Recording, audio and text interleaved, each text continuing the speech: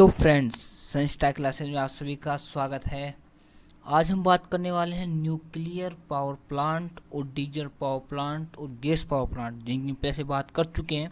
लेकिन आज मैं लेके आऊँ आपके लिए इनके इम्पोर्टेंट क्वेश्चंस जो एग्जाम में आते हैं। अधिकतर आपको कहीं नहीं मिलेंगे, बहुत मतलब कि जो आपने क्वेश्चन पढ़ लिया ना, तो समझ लो आप एक भी क्वेश्चन नहीं छोड़ने वाले। तो इम्पोर्टेंट क्वेश्चन है आज हमारे पास न्यूक्लियर पावर प्लांट, डीजल की और गैस पावर प्लांट का। ठीक है फ्रेंड्स, ये वीडियो थोड़ा लंबा हो जाएगा, क्वेश्चन अच्छे से समझा के करें तो आपको एंड तक देखना है। अगर आपको इससे रिलेटेड को पीडीएफ चाहिए तो आप हमारे फेसबुक पेज पे जाके वहाँ से ईमेल पे हमें ईमेल सेंड कर सकते हैं। हम आपको free of cost PDF send कर देंगे।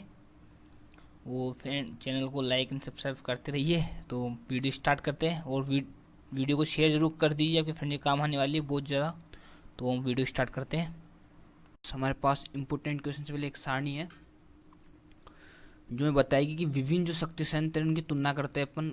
इसमें से भी आपके क्वेश्चन उठेंगे, उसमें से क्वेश्चन आ सकते हैं आपके पास। तो हम तुलना करेंगे ताप शक्ति संयंत्र, जल शक्ति संयंत्र और नाभिकीय शक्ति संयंत्र, इन तीनों की तुलना करते हैं आपस में। ठीक है फ्रेंड्स, तो सबसे पहले बात करते हैं शक्ति स्रोत। शक्ति स्रोत का मतलब है कि इसमें जो हम ईंधन के रूप में जो चीज़ काम में लेते हैं ना शक्ति संयंत्र में, वो चीज़ होती है, उनके बारे में बात करेंगे। तो ताप शक्ति संयंत्र में हम होता है हमारे पास ईंधन, वो होता है कोयला, चावल की भूसी और गन्ने की खोई। कोयला तुम जानते हैं, जो कोयला यूज लेते हैं। साथ ही साथ हम चावल की भूसी होती है, जो चावल होता है, उनके चावल निकाल लेते हैं, उसका जो कचरा बचता है ना, वो होती है चावल की भूसी। और गन्ने की खोई का मतलब कि गन्ने का जो रस निकालने का जो बचता है वो गन्ने की खोई होती है, उनका अपन क्या लेते हैं, ताप शक्ति संयंत्र में यूज लेते हैं। और जल शक्ति संयंत्र में पता ही है आपको, पानी का यूज लेते हैं, वाटर। ठीक है फ्रेंड्स। और नाभिकीय शक्ति संयंत्र में आता है हमारे पास यूरेनियम 235, यूरेनियम 238। ठीक है, हमारे पास क्या होता है, हमारे पास ये ईंधन के रूप में काम लिया जाता है। आगे बढ़ते हैं। उसके बाद बात करते हैं प्रदूषण। प्रदूषण किस में होता है, किस में नहीं होता है। तो हमारे ताप शक्ति संयंत्र प्रदूषण होता है, कोयला जलाया जाता है, जहाँ पे जो चीज़ जलेगी वहाँ पे प्रदूषण होगा ही होगा। ठीक है।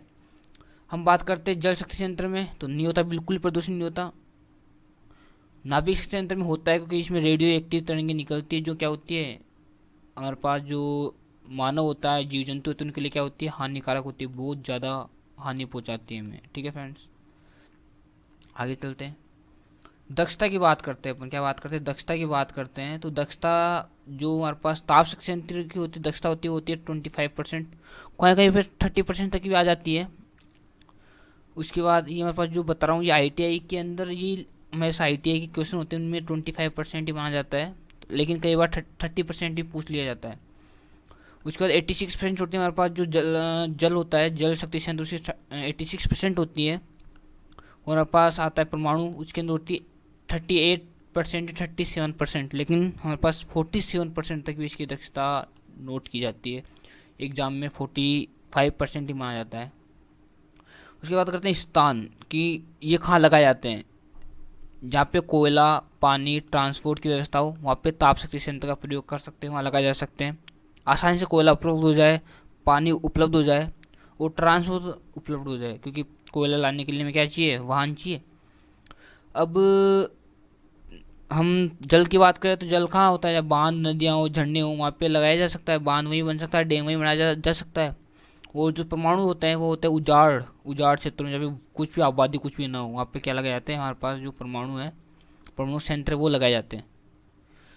अब बात करते हैं प्रारंभिक लागत की। जो प्रारंभिक लागत होती है वो, अगर अपन तापीय शक्ति से बात करें, सबसे कम होती है, क्योंकि आसानी से लग जाता है, कोई दिक्कत नहीं आती है।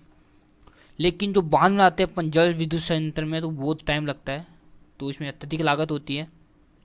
और जबकि अगर परमाणु संयंत्र की बात करें, तो परमाणु संयंत्र में क्या होता है कि ये जो वाटर संयंत्र होता है, जल संयंत्र होता है, उससे तो कम होती है, लेकिन ताप संयंत्र से ज़्यादा होती है, क्योंकि इसके अंदर जो अपन रिएक्टिव जो अभिक्रिया संपन्न होती है, रिएक्टर होता है, उसको बनाने में बहुत ज़्यादा पैसा खर्च होता है, बहुत ज़्यादा लागत आती है उसकी।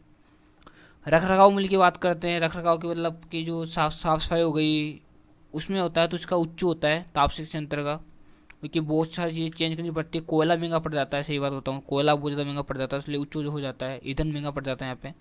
जबकि जल की बात करें तो उसकी बिल्कुल निम्न होती है, एक बार बांध बन गया, कोई दिक्कत नहीं होती है, कोई भी ज़्यादा खर्चा नहीं आता। और परमाणु की उच्च होती है, क्योंकि इसके अंदर रिएक्टर होते हैं वो ज़्यादा महंगे पड़ जाते हैं हमारे पास, इसलिए इसकी उच्च होती है। लेकिन अपन बात करें जो यहाँ पे साफ सफाई का ये कुछ हो जाता है तो वहाँ पे बहुत ज़्यादा उच्च हो जाती है। अब ईंधन ट्रांसपोर्ट की बात करते हैं तो ईंधन क्या होता है, महंगा पड़ता है ताप शक्ति संयंत्र में, और जल में चाहिए ही नहीं ईंधन, क्योंकि पानी आता रहता है। और जबकि जो परमाणु संयंत्र में ईंधन की बात करते हैं, ईंधन का क्या होता है, सस्ता पड़ जाता है। यूरेनियम क्या होता है, 1 किलो यूरेनियम से 100 टन कोयले के बराबर क्या हो जाती है, उसमें पैदा हो जाती है। कई बार 300 टन भी बता दिया जाता है। रनिंग लागत की बात करें, रनिंग लागत क्या होती है, अधिक होती है, किस में होती है, अधिक ताप शक्ति संयंत्र में, जबकि रनिंग लागत हमारे पास जल में बहुत नगण्य होती है। और इसकी बात करें तो जो वाटर से होती है उससे तो ज़्यादा होती है, मतलब जल शक्ति संयंत्र से तो ज़्यादा लागत होती है। लेकिन जो हमारे पास ये हमारे पास ताप शक्ति संयंत्र उससे क्या होती है, कम होती है। ठीक है, आगे चलते हैं हम, क्वेश्चन आते हैं हमारे पास, क्वेश्चन करेंगे हम। तो कौन से बिजली उत्पादन संयंत्र में संचालन में अधिक विश्वसनीयता है, मतलब किस शक्ति संचालन में क्या होती है, अधिक विश्वसनीयता है, विश्वसनीय अधिक है, तो कौन सा आएगा हमारे पास, आएगा परमाणु शक्ति संयंत्र, क्योंकि इसमें अधिक विश्वसनीयता है। आसानी से क्या हो जाता है, आसानी से जल्दी से क्या कर सकते हैं अपन, विद्युत पैदा कर सकते हैं, विश्वसनीयता अधिक है इसकी। अब बात करते हैं नाभिकीय रिएक्टर में कौन सी विक्रिया होती है, तो नाभिकीय स्थानांतरण, नाभिकीय संलयन, नाभिकीय विखंडन, उपयुक्त में से कोई नहीं। तो मैं बताता हूँ आपको कि जो नाभिकीय अभिक्रिया होती है वो 2 प्रकार की होती है, संलयन और विखंडन। अगर आपको और कुछ अच्छी ज़्यादा जानकारी चाहिए तो आप हमारे चैनल है, वहाँ पे मैंने वीडियो डाल रखी है नाभिकीय रिएक्टर के ऊपर, वहाँ के पूरी जानकारी ले सकते हैं, अच्छे से समझा हुआ है। तो हमारे पास जो नाभिकीय रिएक्टर में अभिक्रिया होती है वो होती है नाभिकीय विखंडन। ठीक है फ्रेंड्स, आगे देखते हैं। वो नाभिकीय विखंडन किससे होता है, न्यूट्रॉन की बारिश की जाती है, कोई भी पदार्थ है उसके ऊपर। अब बात करते हैं डीजल शक्ति संयंत्र की लागत अधिक होती है, क्योंकि मैंने होती है लागत अधिक, लागत कौन सी होती है, अधिकतम लागत कौन सी होती है, परिचालन लागत, स्थापना लागत, क्रय लागत और उपयुक्त भूमि की लागत। हम बात करें भूमि, तो भूमि की ज़्यादातर आवश्यकता होती नहीं है इसमें, कहीं भी लगाया स्टार्ट हो गया। क्रय की बात करें खरीदने की, तो खरीदने की तो लागत है, वो लागत होती है।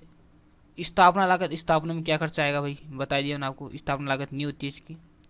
तो इसका जो क्वेश्चन आएगा कौन सी, तो परिचालन लागत, क्योंकि डीजल महंगा होता है तो इसकी परिचालन लागत क्या होती है, अधिक आती है, बहुत ज़्यादा अधिक आती है। फ्रेंड्स आगे चलते हैं। एक ही परमाणु संख्या वाले कण लेकिन अलग अलग द्रव्यमान संख्या वाले चाप कहलाते हैं। जो एक ही परमाणु संख्या तो एक ही हो लेकिन उनकी द्रव्यमान संख्या क्या होती है, अलग अलग होती है, वो क्या कहलाते हैं, उन्हें बोलते हैं समस्थानिक। ये हमारे पास एक साइंस का क्वेश्चन था, आ जाता है क्वेश्चन, इसलिए मैंने डाला है कि जो अलग अलग समस्थानिक होते हैं, मतलब परमाणु संख्या तो क्या होते हैं, परमाणु संख्या तो एक ही हो लेकिन जो द्रव्यमान संख्या अलग अलग होती है उन्हें बोलते हैं समस्थानिक। ठीक है फ्रेंड्स, आगे देखते हैं। नियंत्रण छड़ का कार्य क्या होता है, नियंत्रण रिएक्टर में उत्पन्न ऊष्मा की कम करता है, न्यूट्रॉन गति को कम करता है, उत्पन्न अतिरिक्त न्यूट्रॉनों को सोखता है, उपयुक्त ए व सी दोनों। तो मैंने आपको बता दिया पहले कि क्या करता है ये, जो नियंत्रण छड़ होती है वो क्या कार्य करती है, वो कार्य करती है एक तो रिएक्टरों में उत्पन्न जो ऊष्मा होती है उसको क्या करती है, कम करती है। अब कम कैसे करेगी, कम कैसे करेगी, अतिरिक्त जो न्यूट्रॉन होते हैं उनको सोख कर कम करेगी। किससे करेगी, अतिरिक्त जो न्यूट्रॉन को होती है सोख कर क्या करती है, जो ऊष्मा होती है कम करती है। अगर आपके पास ये वाला आ जाता है, ये वाला भी आ जाता है, ये भी आ जाता है, और यहाँ पे कोई और ऑप्शन आता है ए व सी नहीं आता है, तो आपको क्या करना है, आपको हमेशा ये वाला सही करना है, आपको ये वाला सही नहीं करना है। ठीक है फ्रेंड्स, ये बता दिया मैंने आपको कि ये वाला आपको सही करना है और दूसरा वाला सही नहीं करना है। देखते हैं नेक्स्ट क्वेश्चन।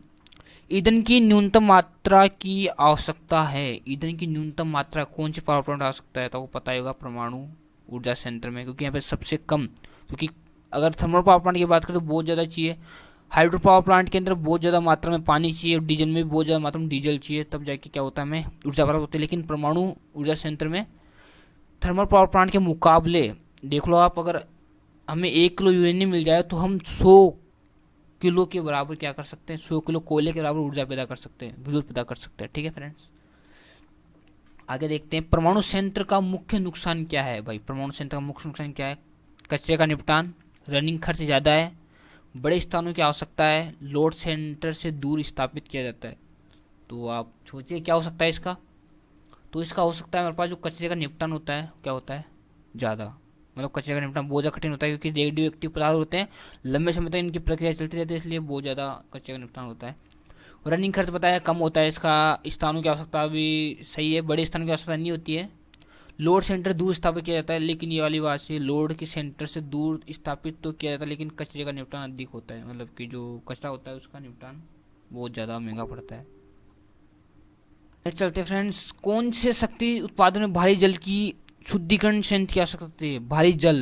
भारी जल किसमें होता है आपको पता है वो भारी जल क्या होता है? D2O का यूज कहाँ किया जाता है?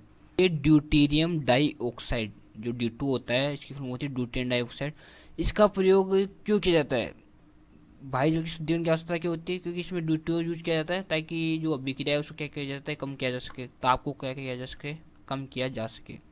तो नेक्स्ट क्वेश्चन देखते हैं। हमारा नेक्स्ट क्वेश्चन है, परमाणु रिएक्टर में नियंत्रण छड़ी के रूप में किस सामग्री का प्रयोग किया जाता है? किसका प्रयोग किया जाता है? थोरियम का, ग्रेफाइट का, कैडमियम का या टंगस्टन का? लेकिन सोचिए फ्रेंड्स, किसका प्रयोग किया जाता है? हमारे पास ऑप्शन आएगा इसमें कैडमियम का प्रयोग किया जाता है। किसका प्रयोग किया जाता है? कैडमियम का प्रयोग किया जाता है। थोरियम का प्रयोग किस में किया जाता है? ईंधन के रूप में किया जाता है, परमाणु में किया जाता है ईंधन के रूप में। टंगस्टन का कोई यूज होता नहीं है यहाँ पे। जो ग्रेफाइट होता है उसका भी यूज किया जाता है, इसका यूज किया जाता है जो हम दीवार बनाते हैं वहाँ पे किया जाता है, ताकि जो हमारे पास जो उसमें है उसको क्या किया जा सके, मंदन के रूप में किया जाता है, इसको भी किया जाता है मंदक, अभी एक मंदक के रूप में किया जाता है। ठीक है फ्रेंड्स, नेक्स्ट देखते हैं। एक एयर फिल्टर का उपयोग किया जाता है, एयर फिल्टर का यूज कहाँ किया जाता है? आप पता हो जो एयर फिल्टर वो कहाँ होते हैं? हमारे पास गाड़ी के इंजन में होते हैं, तो कौन सा होगा? डीजल इंजन ही होगा इसका, क्या होगा? डीजल इंजन में। ठीक है फ्रेंड्स, नेक्स्ट, गैस टरबाइन संयंत्र की पूंजी लागत खालिस्तान है एक ही क्षमता के भाप बिजली संयंत्र की तुलना में। ये बोल रहा है कि अगर अपन भाप बिजली संयंत्र मतलब थर्मल पावर प्लांट की बात करते हैं तो गैस टरबाइन की पूंजी लागत क्या है? कम है, वही है, उच्चतर है, इनमें से कोई नहीं। तो क्या होगी? पता है कम ही होगी, क्योंकि गैस पावर क्या होती है, कम में क्या हो जाता है, ज़्यादा विद्युत पैदा हो जाती है, तो क्या होगी? कम होगी। नेक्स्ट देखते हैं अपन, परमाणु रिएक्टरों के नियंत्रण प्रणाली में नियंत्रण छड़ का यूज किया जाता है, क्यों किया जाता है? क्वेश्चन ऊपर भी आ चुका है कि जो नियंत्रण छड़ होती है उसका प्रयोग क्यों किया जाता है? अवशोषित अतिरिक्त न्यूट्रॉन हेतु, ईंधन की खपत पर नियंत्रण हेतु, तापमान नियंत्रण हेतु, और ये सभी। तो देखिए, मैंने आपको पहले ही कहा था कि अगर आप पे तापमान नियंत्रण आए और अवशोषित जो न्यूट्रॉन है, तो आपको कौन सा क्वेश्चन सही करना है? वो करना है आपको ये वाला, ये अवशोषित अतिरिक्त न्यूट्रॉन क्या वाला आपको सही करना है, क्योंकि इसमें ईंधन की खपत में नियंत्रण है तो उसका यूज नहीं होगा। उपयोग अधिकतर आता है उपयोग से भी, लेकिन उपयोग से भी नहीं आएगा यहाँ पे।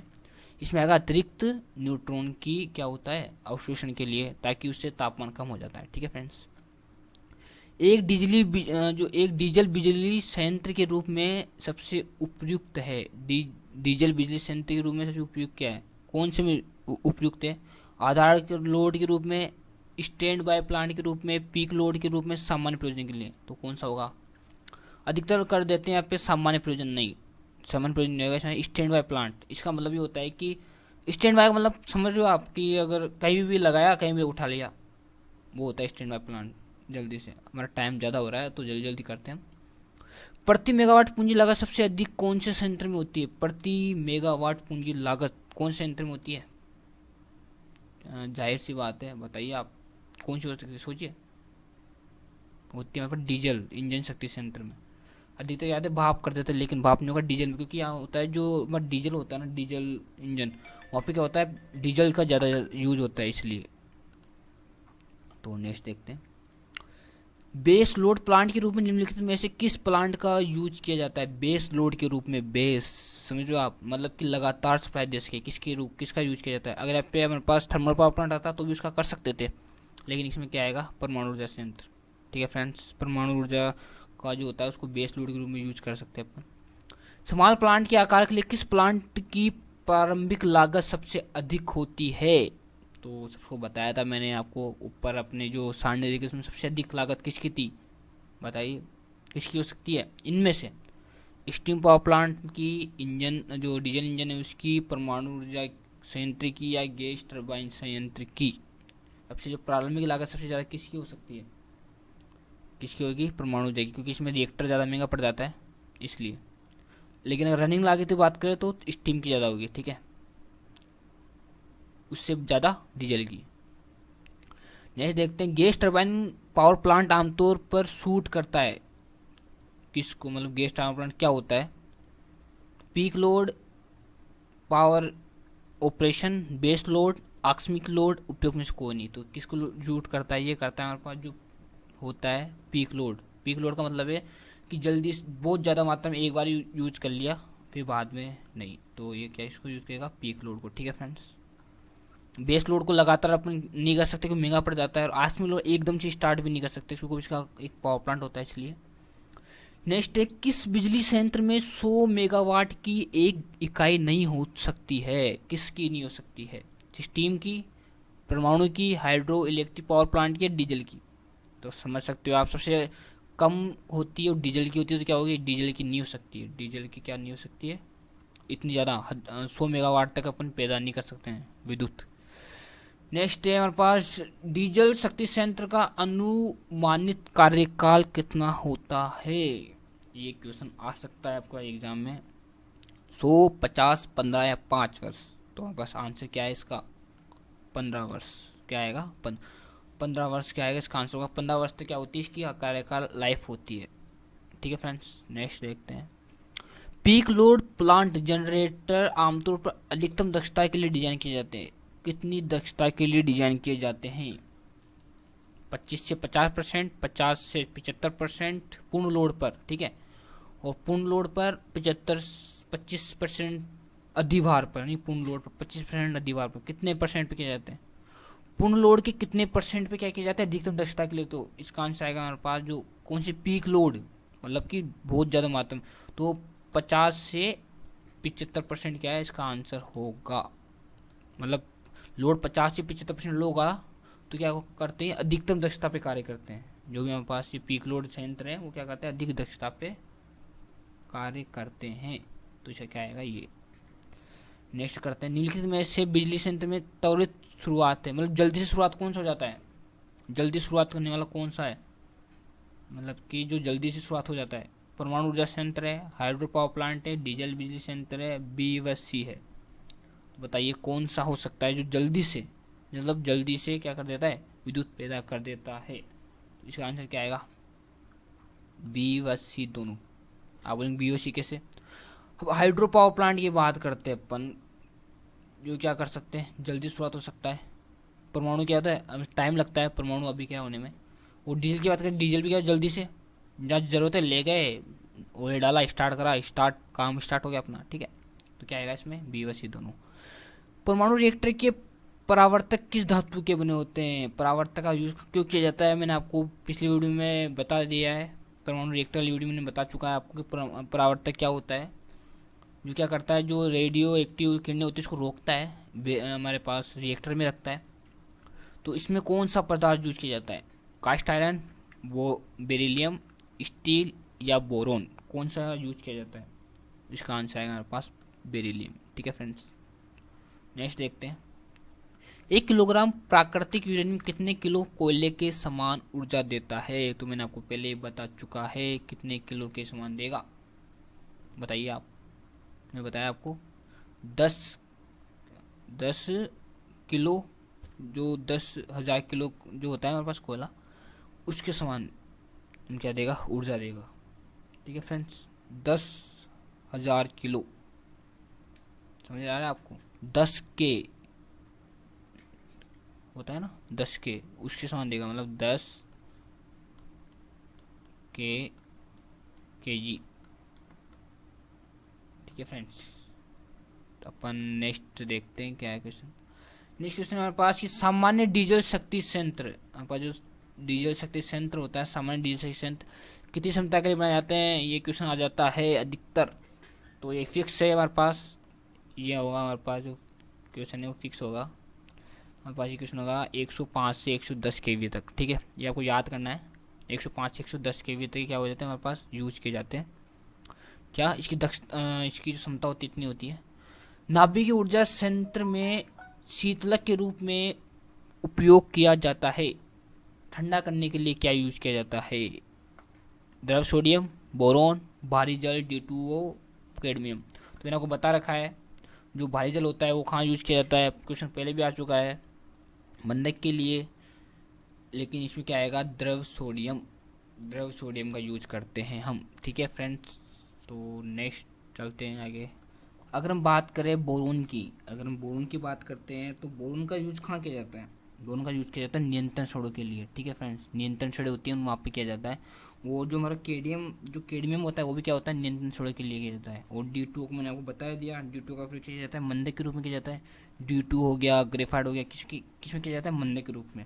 वो यदि अगर अपन इसकी बात करते हैं जो शीतलक के रूप में, तो द्रव सोडियम या जल, ये दो ही किया जाता है। ठीक है फ्रेंड्स, आगे देखते हैं। परमाणु ऊर्जा की विद्युत इकाई क्या होती है? परमाणु ऊर्जा की विद्युत इकाई क्या होती है? क्यूरी, MeV, MW व किलोवाट। सोचिए फ्रेंड्स, क्या होगी? जो परमाणु ऊर्जा की जो विद्युत इकाई होती है वो होती है MeV। अब MeV क्या होता है? MeV की फुल फॉर्म होती है mega electron volt. Mega electron volt मतलब इतने इलेक्ट्रॉन से इतनी वोल्ट पैदा हो रही है। ठीक है, अब इसके अंदर दो तीन मात्रा के, मेगावाट पता ही है, वाट किसकी इकाई होती है, पावर की। किलोवाट किसकी इकाई होती है, पावर की। और आता है क्यूरी। जो क्यूरी होता है, जो ये क्या काम करता है, जो हमारे पास ये भी परमाणु संयंत्र से रिलेटेड होता है, लेकिन ये होता है कि जो कितना रेडिएशन उत्पन्न हो रहा है परमाणु संयंत्र में, कितना रेडिएशन उत्पन्न हो रहा है, इनकी क्या करता है, इसका गणना करता है ये। जबकि जो ऊर्जा की बात करते हैं, विद्युत इकाई क्या होती है इसकी, तो MeV होती है, लेकिन जो रेडिएशन उत्पन्न होता है उसी कौन करता है, क्यूरी। क्यूरी में मापा जाता है रेडिएशन। नेक्स्ट, टर्बो जनरेटर में कौन सा हिस्सा घूमता है? कौन सा हिस्सा घूमता है, मतलब कि जो टर्बो जनरेटर में कौन सा हिस्सा घूमता है, सोचिए आप। टर्बो जनरेटर क्या होता है? टर्बो जनरेटर होता है जो बहुत ज़्यादा गुण गति करता है, बहुत ज़्यादा मात्रा में घूमता है, उसकी स्पीड होती है बहुत हाई होती है। तो हाई स्पीड होगी तो उसका हिस्सा कौन सा घूमेगा? देखो, बात करते हैं दो हिस्से थे हमारे पास, स्टेटर होता है, एक रोटर होता है। स्टेटर में क्या क्या आता है, स्टेटर में पोल्स आते हैं। और जो रोटर होता है उसमें क्या आता है, उसमें आता है आर्मेचर आता है।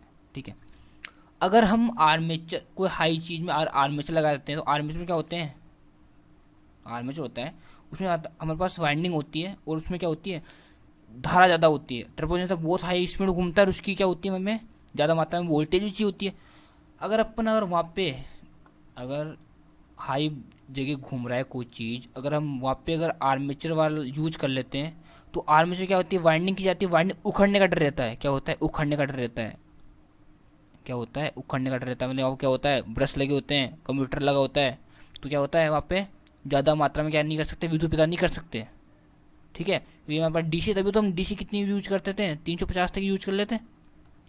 इसलिए क्या करते हैं हम, जो घूमने वाला भाग में क्या लेते हैं हम, पोल यूज लेते हैं। क्या लेते हैं, पोल, क्योंकि क्या होता है, वाइंडिंग क्या होती है, कम करनी पड़ती है हमें, वाइंडिंग क्या होती है, कम करनी पड़ती है। और स्लीपिंग यूज लेते हैं, स्लीपिंग क्या होती है, ज़्यादा मात्रा में घूम सकती है। स्लीपिंग भी ना माने तो जो पोल होते हैं उसमें वाइंडिंग कम होती है, आपको तो ये याद रखना है, ये पोल होती है और क्या होती है, वाइंडिंग कम यूज करते हैं।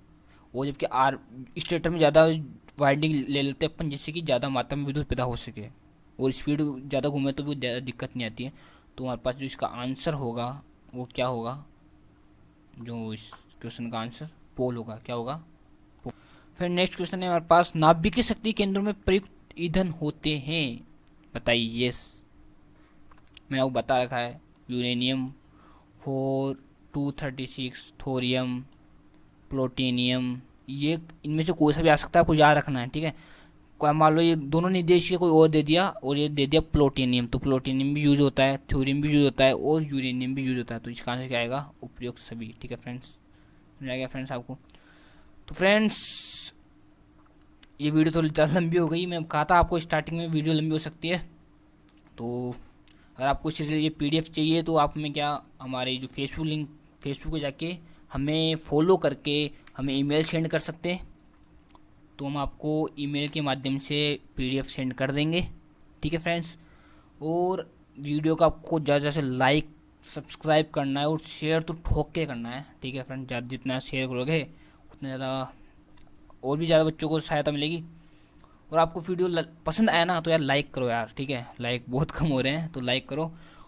और लास्ट में मैं एक ही बात बोलूँगा, पढ़ेगा इंडिया तभी तो आगे बढ़ेगा इंडिया। Thank you friends.